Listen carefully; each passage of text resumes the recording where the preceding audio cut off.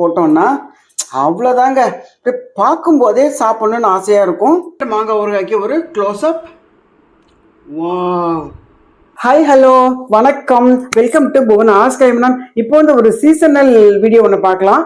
அதாவது மாங்காய் சீசன் இப்போ ஆரம்பிச்சிருச்சு. ஸோ அது வந்து மாங்காய் ஊறுகாயை வந்து கல்யாண வீட்டில எல்லாம் போடுவாங்க தெரியுமா, பந்தியில எல்லாம். அந்த மாதிரி ஒரு ஊறுகாய் அது எப்படி பண்ணலாம்னு இந்த வீடியோ நம்ம பார்க்கலாம். இது ஒரு குட்டி வீடியோ தான், இதை ஸ்கிப் பண்ணாம பாருங்க. இப்பதான் முதல் பாக்குறீங்க அப்படின்னாக்கா சப்ஸ்கிரைப் பண்ணுங்க, பெல் பட்டனை வந்து பிரஸ் பண்ணி வச்சுக்கோங்க. கொஞ்சம் வீடியோக்கு ஒரு லைக் ஒன்று கொடுத்துருங்க. இப்போ அந்த சுவையான மாங்காய் ஊறுகாய் அது எப்படி பண்ணலாம் இந்த வீடியோல பார்க்கலாம் வாங்க. இந்த மாங்காயை பொடியா நறுக்கிட்டு பண்ணலாம். இந்த எந்த மாங்காய் இருந்தாலும் பண்ணலாம், குண்டா இருந்தாலும் பண்ணலாம், குண்டு மாங்காயம் பண்ணலாம், அல்லது இந்த ஒட்டு மாங்காய் பெங்களூர் மாங்காய்னு சொல்லுவோம், அது எதுவாக இருந்தாலும் நம்ம இது பண்ணலாம். இப்போ இந்த மாங்காயை நல்லா பொடியாக நறுக்கியாச்சு. இதை எடுத்து பாத்திரத்தில் போட்டு நம்ம வந்து இன்ஸ்டன்ட் மாங்காய் ஊறுகாயை ரெடி பண்ணுவோம். இப்போ இந்த மாங்காயை இந்த கிளாஸ் பவுலில் நான் போட்டுக்கிறேன்.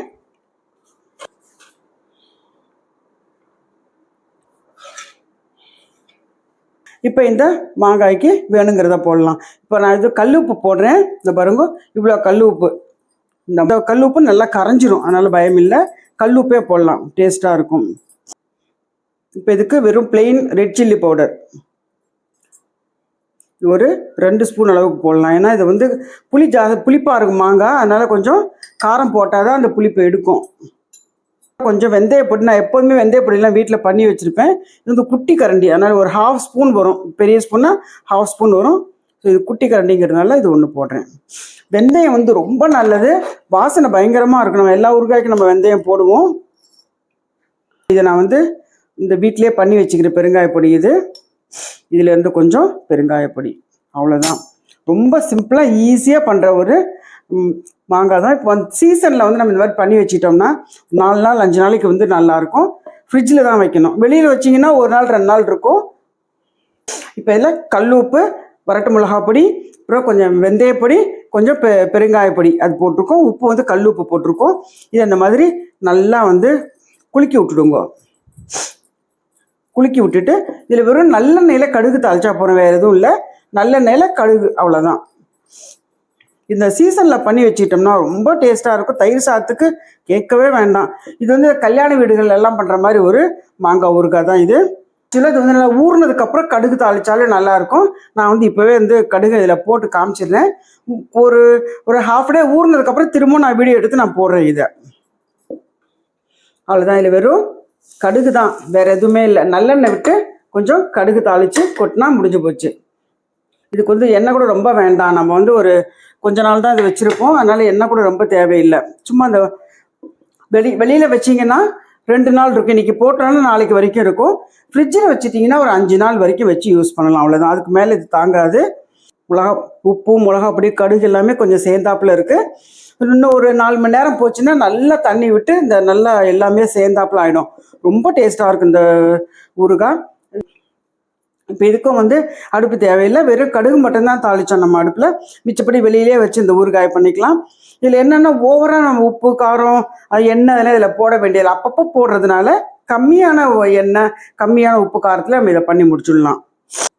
ஒரு தயிர் சாதம் போட்டு இதை வச்சு சாப்பிட்டீங்கன்னு வச்சுக்கோங்களேன், சும்மா தேவாமிர்தமாக இருக்கும், அவ்வளோதான். இப்போ நம்மளோட கல்யாண வீட்டு மாங்காய் ஊறுகாய், கல்யாணத்தில் போடுற மாதிரி பந்தியில் போடுற ஒரு மாங்காய் ஊறுகாய் அது ரெடி பண்ணிட்டோம். இது ரொம்ப டேஸ்டியாக இருக்கும். டேஸ்ட்டுக்குன்னு தான் கேரண்டி. இப்போ பார்த்த இந்த மாங்காய் ஊறுகாய் ரொம்ப குட்டி வீடியோ தான். இது உங்களுக்கு ரொம்ப பிடிச்சிருக்கும்னு நினைக்கிறேன்.